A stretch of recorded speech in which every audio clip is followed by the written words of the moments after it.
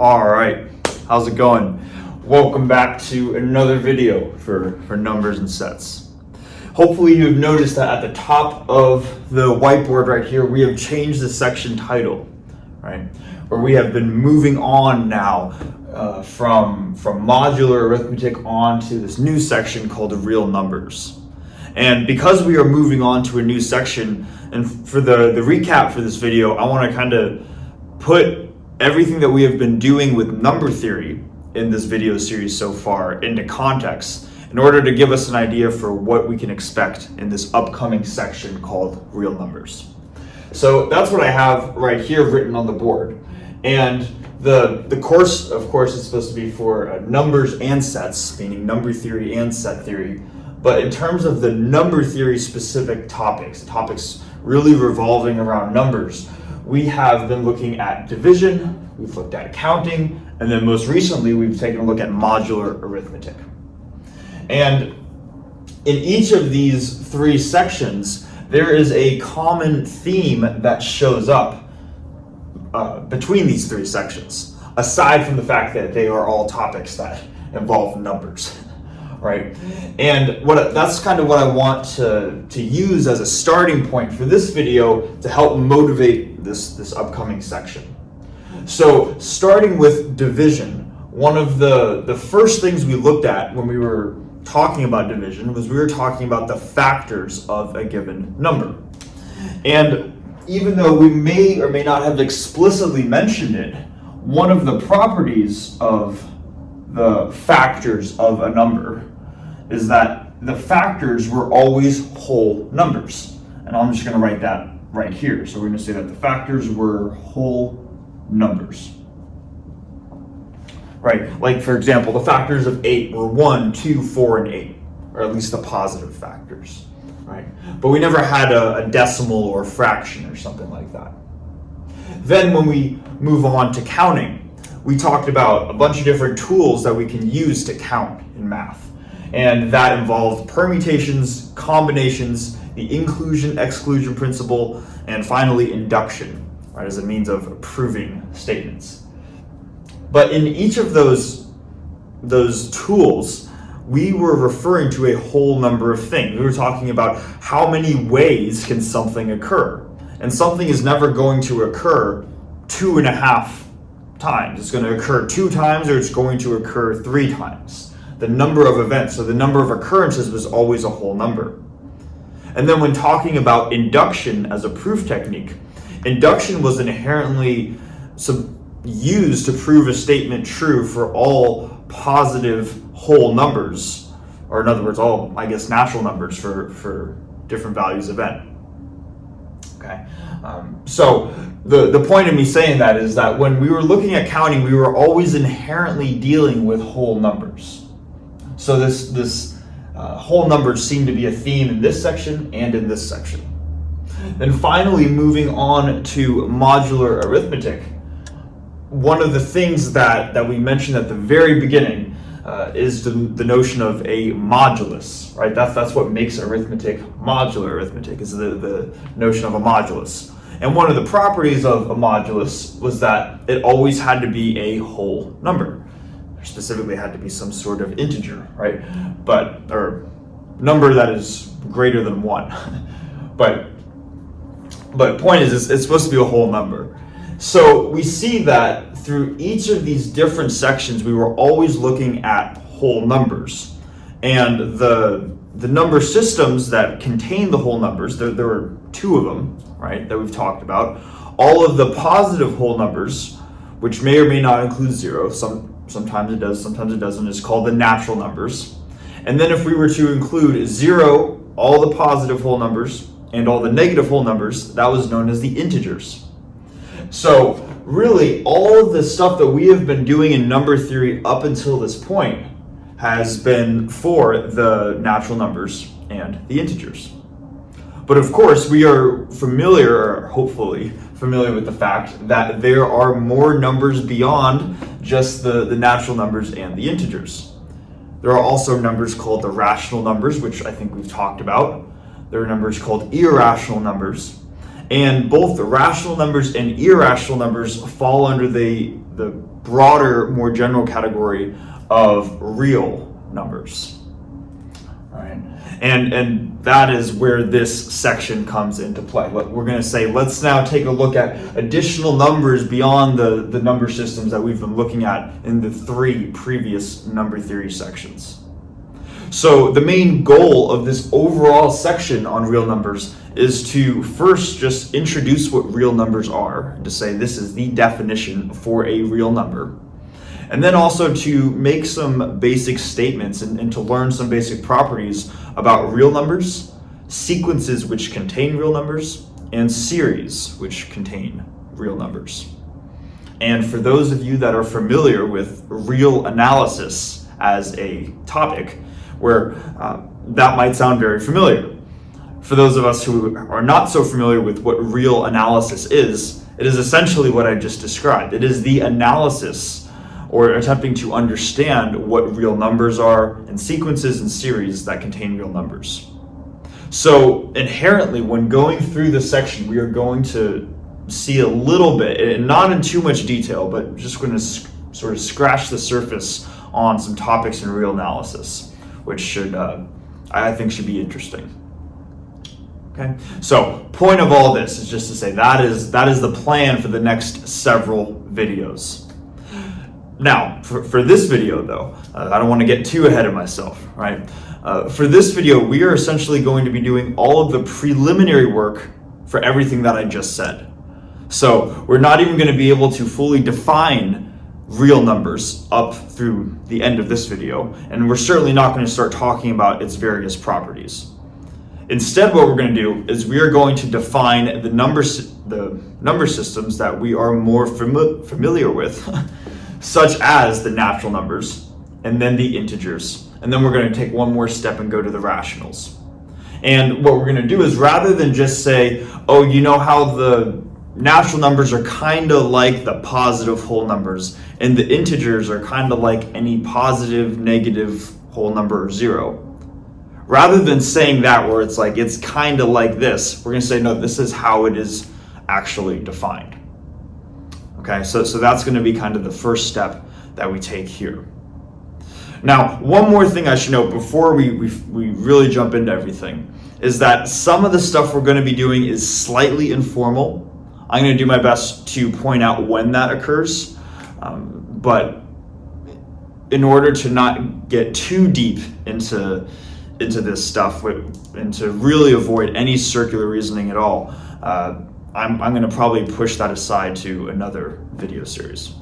But it's still going to be more rigorous, I'd say, than just kind of arbitrarily going through things. So anyways, that's enough talking. First things first, what I want to do is to start by defining probably the simplest number system that we've talked about so far, which is the natural numbers. So I'm going to write out the definition for the natural numbers here, and then we'll go through that together.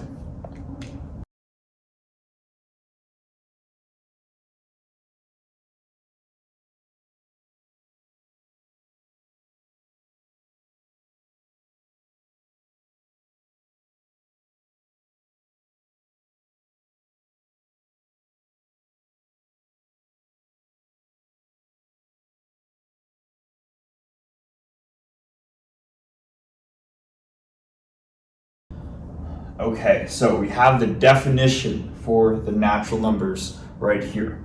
Let's go through it together. So it says that the natural numbers, written as block n, is defined by Peano's axioms.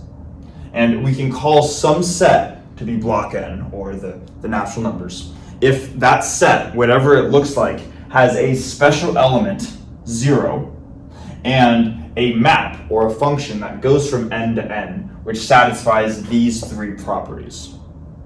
Now, before even going through each of these properties, I want to just say a couple really quick things. The first is that if this looks really abstract compared to just saying the whole numbers, the positive whole numbers and the number 0, that is the difference, the discrepancy between our intuition and the actual definition.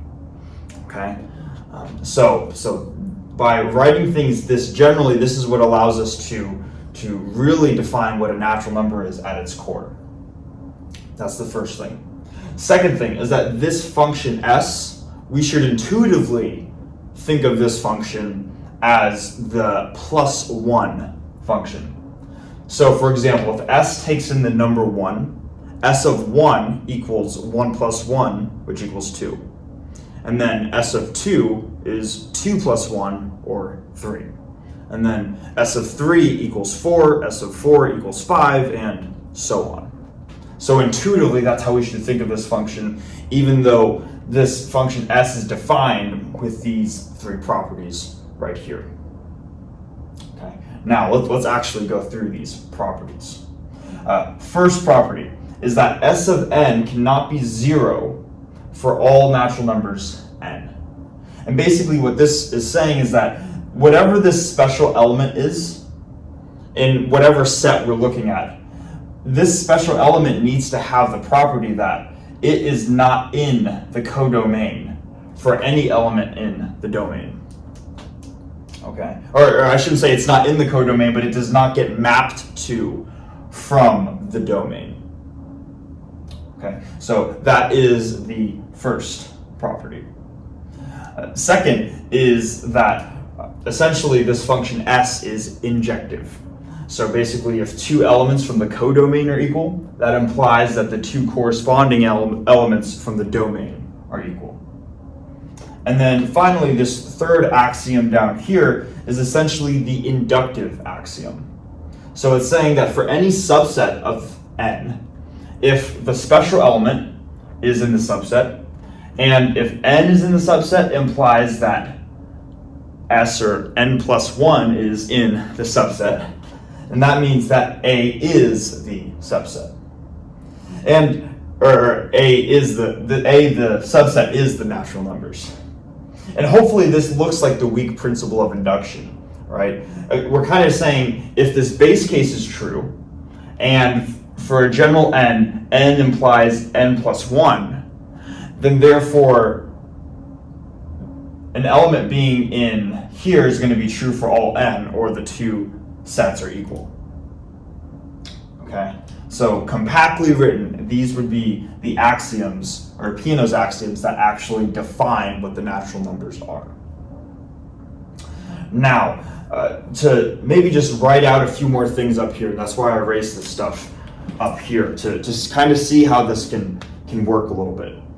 Let's say that we want to actually start writing out some of the notation for the natural numbers that we're familiar with. What we would need to do is we would need to only use the given information that we have with our definition. And what we're provided with these natural numbers is that it is some set with a special element called 0 and some function s. So the immediate thing that we can do is we can take just those 2 components. So we can take our special element and we can take our function and have our function act on that special element. Now, it's going to equal some output, but we would like to have an intuitive understanding for what that output is. So if this special element is actually the number 0, and we're thinking of this as plus 1, this would be 0 plus 1, so we would like to write whatever this output element is as the number 1. Even though in the general case, the natural numbers is just some set that satisfies these properties. We're just giving it the very convenient notation by saying that let's happen to write the output like this. But we could have written the output like this, and maybe this, if this is in the set, the smiley face, and as long as the smiley face satisfies these axioms, then that would also be the natural numbers. But we're just using a very convenient notation because this is obviously what we think of when we think of the natural numbers. So now we have this new element, which we're going to refer to as 1, defined. If we want to define further numbers, we would say that we can take our function and act it on this newly defined number, so s of 1, and that's what we call 2, right? And we would keep on going. We say that 3 would be s of 2, and so on. Okay. So this is how we can sort of connect these general axioms and definitions to kind of the intuition that we have for the natural numbers. Now, another another property that we're not really going to prove in this video series, again, this is the slightly informal part, is that this third axiom, the induction axiom, allows us to define functions recursively on the natural numbers. So what I'm going to do right here, or maybe up here, is just quickly write out how we can do that without actually proving it. The proof would come maybe in a much later video series, but definitely not for now.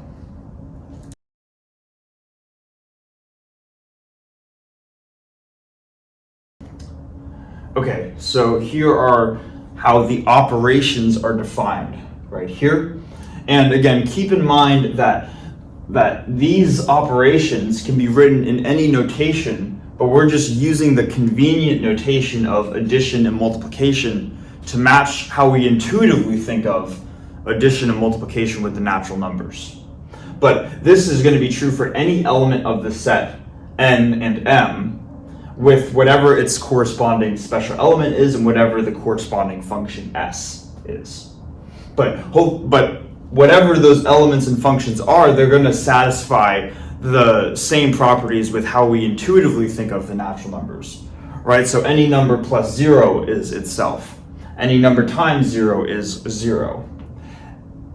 Any number n plus m plus 1 equals n plus m, that quantity plus 1. And then finally, n times m plus 1, we can distribute the n into both terms. So we have n times m for the first term, plus n times 1, or just n, for the second term. So these operations, again, they match our intuition, but this is really how the operations are defined. Now, as one final thing, we're saying here that any set can be called the natural numbers if it satisfies these properties. We'll show an example of constructing a set that does satisfy these properties. So what we could do is we could start with looking at our special element 0, and we can call 0 to be the empty set. So again, this is the notation for the empty set. Then from there, we could write the number 1 as, or the element 1, as the set which contains the element, the special element, the element 0.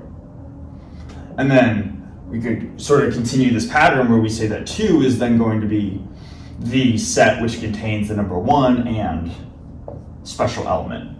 And this pattern would keep on continuing like this. So this is how elements could be constructed, which would satisfy these axioms. And then to look at our map S, in the general case, rather than just intuitively thinking of it as n plus 1, we can think of, or we can write S of n to be the set which contains n in a union with the element n. Okay. Now, I feel like as I'm saying this, trying to get in, I guess, like an understanding of, oh, that clearly makes sense, is not easy to obtain. And I want to just phrase what we're supposed to be getting out of all of this. Okay? So what I think we should really be trying to get out of this is that we can just get exposed to the fact that the natural numbers, which what we are used to thinking of as 0, 1, 2, 3, 4, and so on, can be constructed from fundamental building blocks like this. This is the way that we would do it. Okay? This does not mean that we should be thinking all of a sudden as the number 0 is this empty set, or it has to be, or the number 1 is this set, the number 2 is this set. We should still think of the natural numbers how we normally think of the natural numbers. What I'm trying to do here is to just show this is a way we could construct elements, which, if we were to try to go through these axioms, we would show that these properties would be satisfied. this would be one way of constructing the natural numbers, constructing a set which satisfies these. Okay. Now, for the people that are closely paying attention, which admittedly this can be a bit challenging, right? There is another sort of asterisk which needs to be made. And the asterisk which needs to be made is that in defining these elements, 0, 1, 2, and 3, and 4, and so on, it's like we need to use recursion to do that. But that in itself is almost circular reasoning, because if we need to define these using recursion, but the act of doing recursion itself requires the natural numbers, hopefully we see that we need to use recursion to define the natural numbers, but doing recursion requires the natural numbers. So there's a bit of a circular argument here. And if we want to get really, really technical, maybe in a much, much later video series, we'll go through a different approach that does not involve this circular reasoning. Okay. But again, the point here is really just to show that we have the ability to construct the natural numbers from a set of axioms and from some building blocks, sets, and functions. Not necessarily that we should think of them this way. It's very, very important here that we're separating definitions from our intuition, just realizing that they both have importance. Okay. Hopefully, too, we could see that there's a good reason why I did not include this in video 2. I didn't say, all right, video 2, Peano's axioms, here they are, let's go. Because I would never get anybody that wants to watch video 3, even after, or once they see this after the very introduction video. All right. But anyways, this is how we can actually define the natural numbers. And fortunately, once we have this sort of axiomatic setup, the next things that are going to follow is just going to be an extension of this. The next set of, or the next number system, the next set that we typically talk about after the natural numbers is the integers, right? Where with the integers, we're now allowing for negative whole numbers. But we're going to see how the integers get constructed now that we have the natural numbers constructed or defined from Peano's axioms.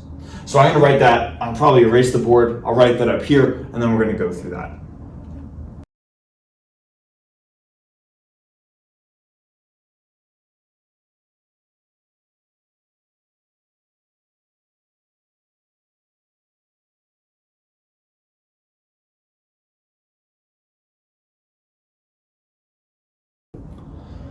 All right, and now we have the definition. How can we actually define the integers? So the integers is written as block D, or Z. It's 1:30 a.m. It's getting late. The integers block Z can be obtained from the natural numbers by allowing subtraction. And this is intuitively what we think of, right? But the way that is actually done from the fundamental building blocks is that we can define Z to be the equivalence classes of n cross n under this equivalence relation right here. All right. Now, we might be trying to quickly remember what equivalence classes are, and if we are, I'll just remind you that an equivalence class is the set of all elements that are related through this equivalence relation to that element. So, for example, if we have an element x, then the equivalence class of x, written like this, is going to be the set of all elements equivalently related to x. And under what relation? Whatever this squiggle is right here. For the integers, though, the specific equivalence relation is this relation, where we're saying that a comma b is related to c comma d if and only if a plus d equals b plus c. Now, to break this down, to at least see what's going on here, we are looking at equivalence classes of n cross n. And again, this was the Cartesian product of sets, if we remember way back when talking about our attempt at multiplying sets. This was the notation that we used. So the elements of n cross n are going to be ordered pairs. So in other words, just comma separated lists where the order matters. And that's what these are right here. So when we have this relation between these two elements, these are just elements of n cross n.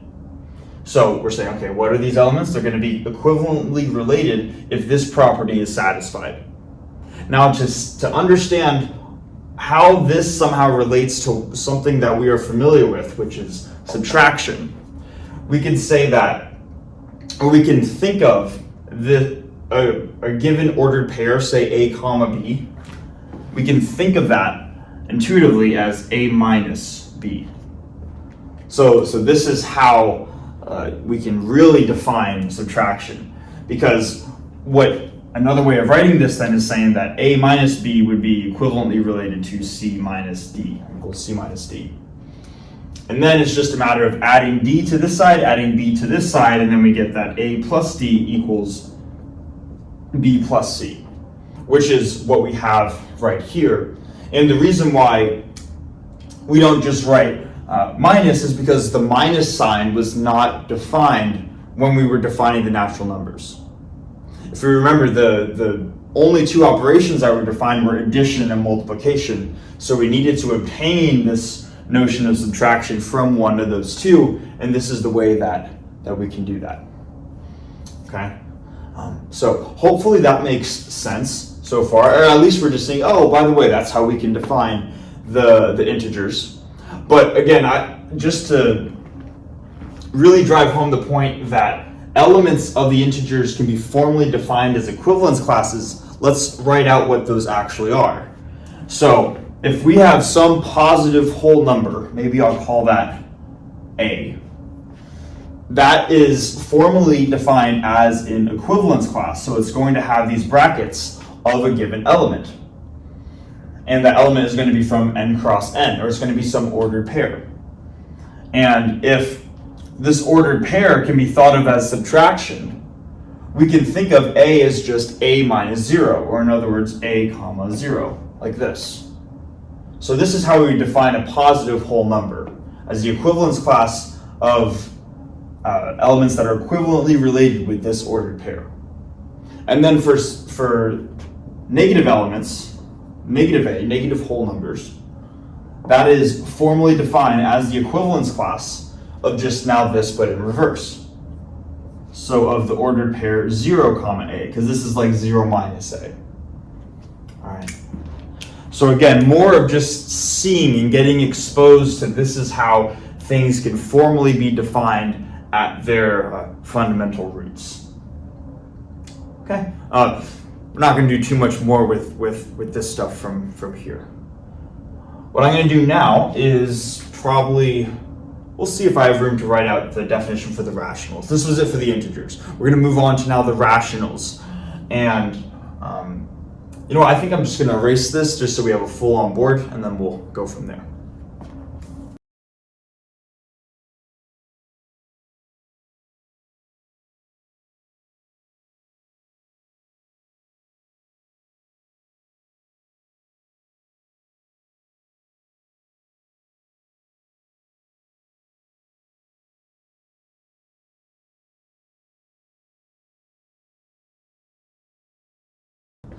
Okay, so I have the definition for the rationals now right here, but I realized as I was erasing that I forgot to talk about how the operations are defined for the integers. So I want to just quickly write those up here and maybe just show down here quickly why that should make sense. Because we defined operations for the natural numbers, we also want to define, we also want to define these two operations for the integers. So if these are going to be elements of the integers being ordered pairs, then addition is defined this way, multiplication is defined this way. And maybe we'll start with the addition one and we'll write it out right here. But using our intuition, by thinking of an ordered pair as the left element minus the left number minus the right number. So for this first one, the left-hand side, a comma b plus c comma d, that would be written as a minus b plus c minus d, and that's going to be equal to a plus c minus the right part, which is minus b plus d. And if we were to just collect the positive terms in front, we would get that a plus c, and then collect the negative terms second, factor out the negative, we would get this, and that is the exact same as the right-hand side, right? So we can see how this operation in general should correspond to the similar subtraction that we're used to when thinking of subtraction of integers. And then for multiplication, the left-hand side is going to be I'll just do that down here. We're going to have a minus b multiplied by c minus d. And that should equal the difference of these two terms right here. So this should equal, let's see, we have ac plus bd minus bc minus ad, like this. And I guess I don't need parentheses.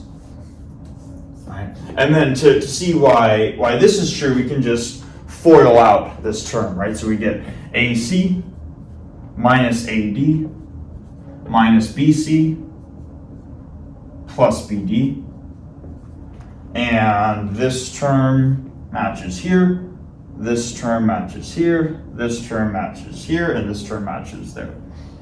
Okay, so operation on the integers can be defined how we would intuitively think of defining the integers when we are thinking of subtraction. Okay, so wanted to make sure that I didn't forget that, because I did forget that when I initially wrote that. So now we can move on to the rationals.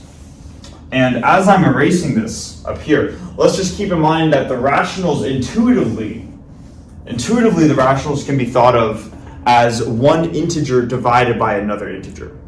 That's what so 1 divided by 3, 7 divided by -2. Those are examples of rational numbers.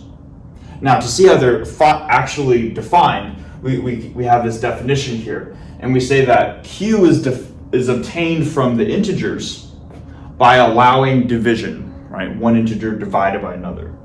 Formally, how it's defined, we define the rationals Q to be the equivalence classes of Z cross N, where this is the following relation. A comma B is related to C comma D if and only if AD is equal to BC.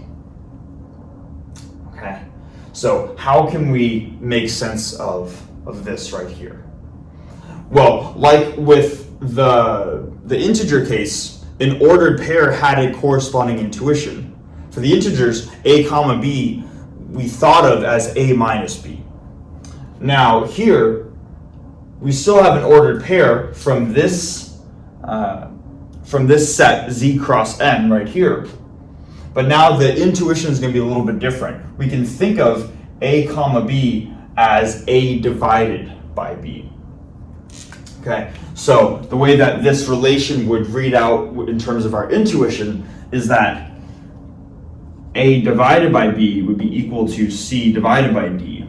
And then if we multiply D to this side, B to this side, we're going to get that is going to be true only if and only if AD is equal to BC. Right, so we're defining it here in terms of the multiplication operation, which was originally defined back with our natural numbers. Okay, so hopefully that makes sense. And then in terms of looking at elements, because elements are, again, equivalence classes of this set. What we could do is we could just say that any natural number written like this, A divided by B, where these are both going to be thought of as integers. Or really, this is an integer, this is a natural number, but in terms of our intuition, right, this is the equivalence class of the ordered pair A comma B. So, point of why I'm saying this again is to say that this is our intuition, and we can match this with the actual definition. Right. And then final thing that I want to do that I skipped last time with the integers. There are also those same two addition and multiplication operations defined on the rationals Q. So we can just write out how those are defined as well.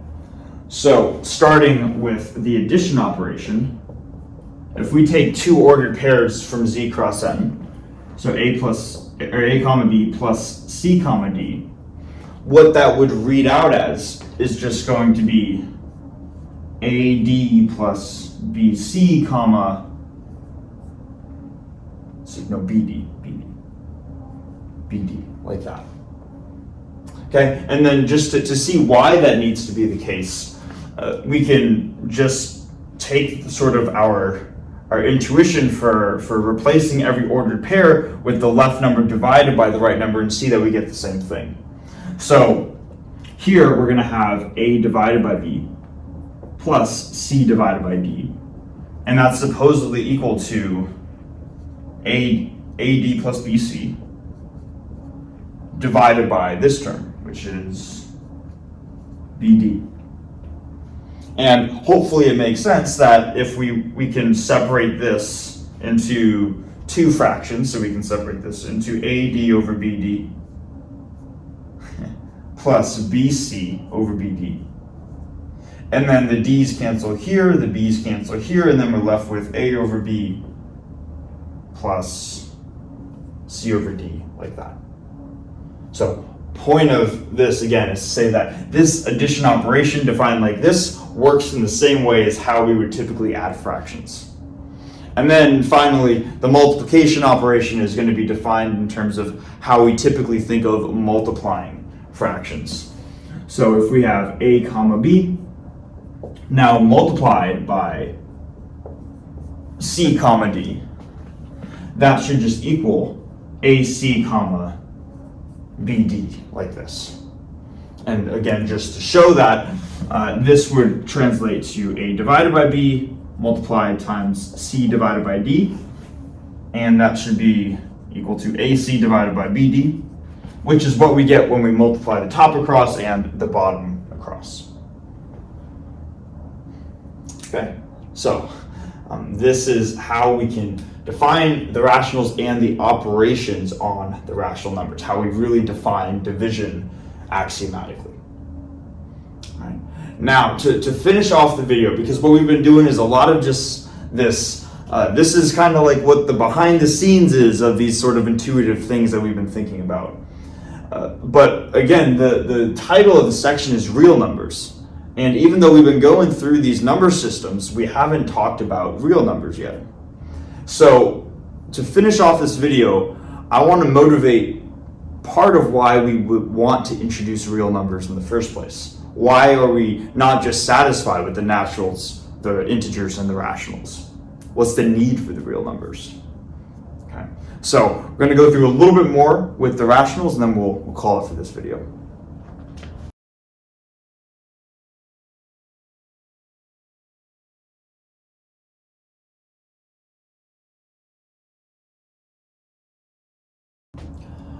All right, so now I'm just going to finish off with a couple statements about the rationals. And hopefully some of the, well, at least this one, we already should have an intuition for, I would say, but we'll still go through it to motivate why we want the real numbers. So rationals Q, as an algebraic object, it is a field, and it is a totally ordered field. Fun fact. And it turns out that this totally ordered field is also densely ordered. And maybe just to remind ourselves what some of these terms mean, because we talked about order in math a couple videos ago. So an order on a set is a relation that is reflexive, antisymmetric, and transitive. And it is totally, that's a partial order, and we have a total order if either A is related to B or B is related to A. Exactly one of those two is going to hold. So Q satisfies that, being a totally ordered thing called a field, and it's also densely ordered. And what it means to be densely ordered is that for any two rational numbers, let's say that P is less than Q, then there's going to be a third rational number that lies between the two. So what they're saying is that if I were to draw a number line, and I pick any two rational numbers at any point, maybe P is here and Q is here, then no matter how far or closely together they are spaced, I can always find a third rational number that lies between them. Okay? And the way we can do this is just to say that maybe we'll say P is going to be one of the rationals, so one integer divided by another, A divided by B. And then Q is also one integer divided by another, C divided by D. What we can then do is we can just take the quantity P plus Q divided by 2 and set that equal to R. And then we can just show that this in turn has to be a rational number, right? So then we could say this is A divided by B plus C divided by D over 2, which can be written as 1/2 times AD plus BC over BD. And then we just bring the 2 into the denominator, right? So then we get AD plus BC over 2BD. So if we define a third rational, so given P and Q, if we define a third rational number R from those components, this number is guaranteed to lie between whatever two rationals we pick. Okay? And that we can hopefully see why that should be a rational number. But again, the point I want to make, even if this makes sense, is that it might seem, even though we are familiar with the fact that we need real numbers, we might see a motivation for why we might not want real numbers. Because we could say that if we had a number line, no matter what two rationals I pick, I can always find a third one in between the two. So I could apply that same process for R and Q. These could be my new two rational numbers, and I could find a third one, maybe S, in between the two. And then I could do that again. I could find another one in between S and Q, and I'll call it T. And I could keep on doing that, and I could do that infinitely by this algorithm right here. So it seems like, because this is what it means to be densely ordered, because between any two rationals there's going to be an intermediate third one, we might say, aren't we covering all the numbers? Like, it seems like we could just, if there's a gap, we just fill it in with the one that lies between it. And it seems like we can just fill in the gaps. But it turns out that there are some numbers that just cannot be rational. And because of that, what that is saying is that even if we were to apply this process an infinite number of times, there would be some numbers on this number line which would not get filled in through this process right here. And we're going to go through a specific example of a case where we see that there is no number that's going to satisfy a certain condition. And that is part of the motivation for real numbers. What we're saying is that even no matter how many times we do this, if there are still going to be gaps, there needs to be additional numbers beyond just the rationals. Okay, and that's kind of the motivation for this entire section. So I'm going to write out the next condition right here, and then we'll finish the video off with that.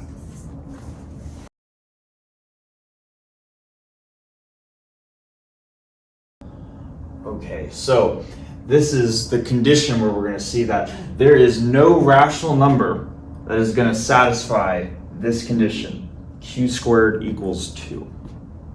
Okay, so this is kind of an interesting one. This might be something where you can imagine that if we were to just isolate for q algebraically, we were to get q as the square root of 2. And we might be familiar with the fact that square root of 2 is not rational.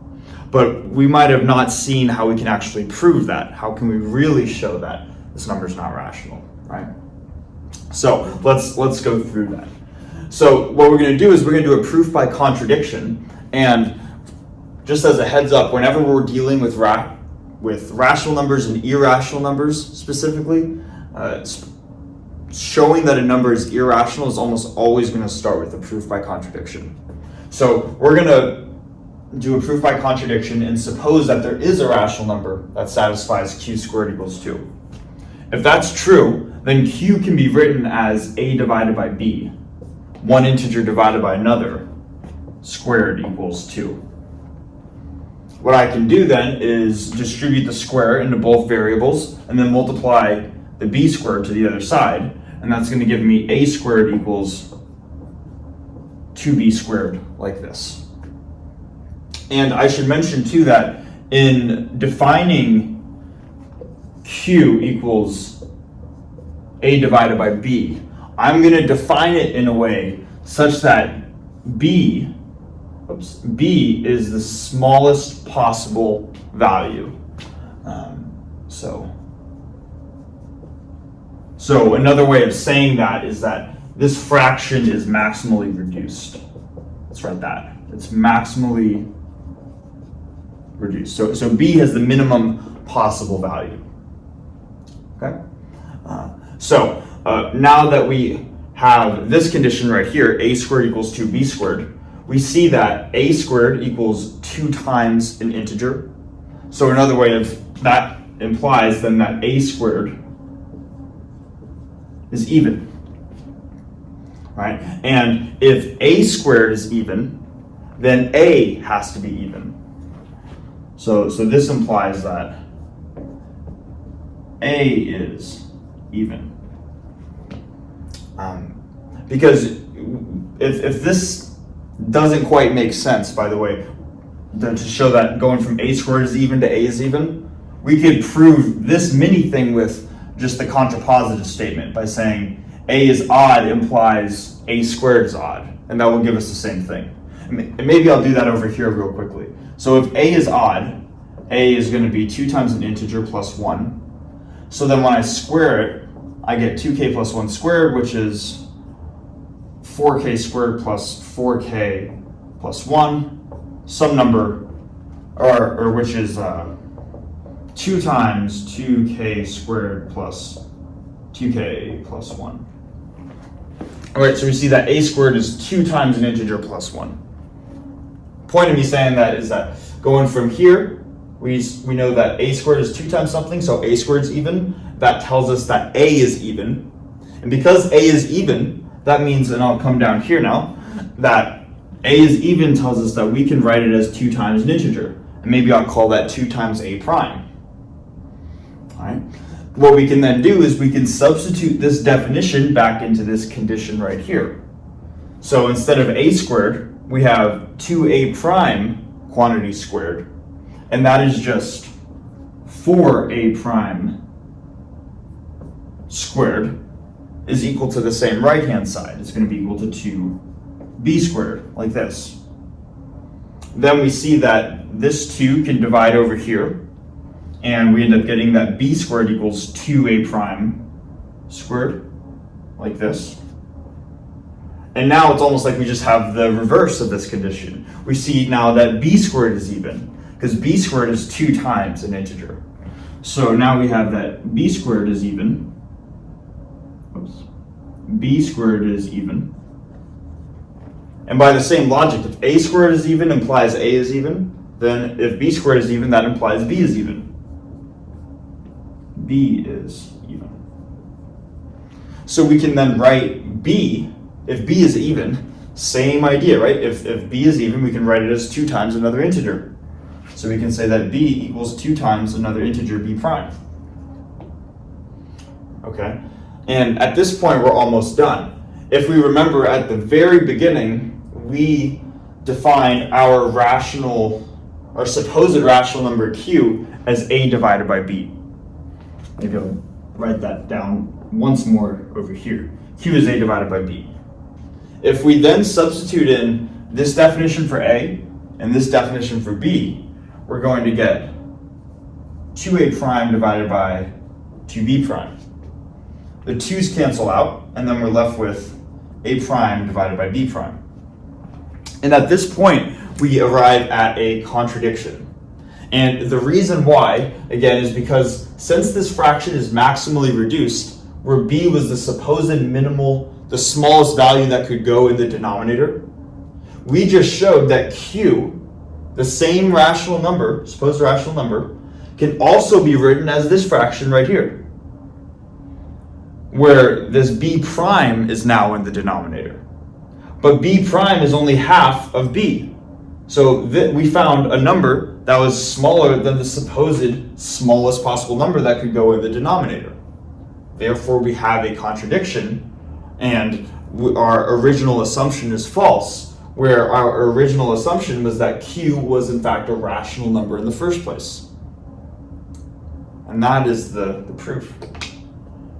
So what we're seeing, and I really want us to get the big picture, what we're seeing is that there is no rational number that satisfies this condition, and hence that makes us want to say, well, there's got to be some other number out there, like square root of 2, that would satisfy this number, and we need to go beyond the rational numbers. We need a number system that includes more numbers than, or includes additional numbers besides just the rationals. Okay? And that is the motivation for starting everything with real numbers. All right? So this one might have been a little bit dense. I hope it is more just we could sit back and say, all right, I can see how it's defined, but for this video series, we're not going to take too deep of a look into it, kind of just to more take a look at the axioms and all that stuff, and then we're going to move on to some real analysis stuff. So yeah, thanks for watching, and I'll see you in the next one.